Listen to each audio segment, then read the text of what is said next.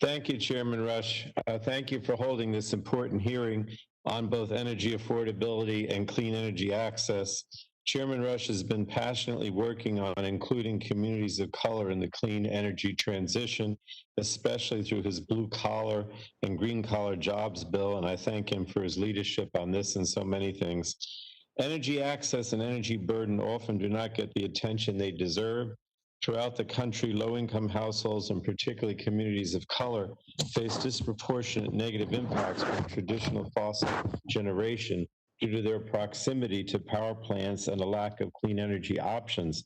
And these communities see increased risks of polluted air and water, resulting in a greater likelihood of health conditions like asthma or cancer. They also disproportionately suffer the devastating effects of fossil fuel climate change, like severe damage and flooding to their homes during hurricanes.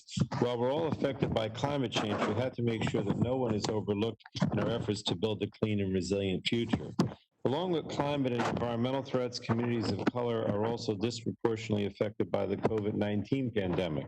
Americans in all regions are suffering from job loss and are spending more time at home. But that means many of them are bringing home a lot less money than they were before the pandemic, and their energy bills are going up because they're using more energy at home. And it's just pushing struggling families further to the edge. And as we experience a public health and economic crisis, unpaid electricity bills and the threat of electricity shutoffs should not be something struggling families are concerned about right now. However, 800,000 low-income customers are currently at risk of having their electricity shut off by their electric utility company. These communities, which already experience higher rates of COVID-19, are now being forced to deal with the potential loss of power. It's really an outrage, particularly since we included a moratorium on electricity and water shutoffs in the HEROES Act that passed in May, and that was 4.5 months ago, but Senate Republicans have refused to act, and now are again working to protect these valuable communities with a shutoff moratorium and our updated HEROES legislation, which may come up today. It's long past time for President Trump and Senate Republicans to recognize the need to act.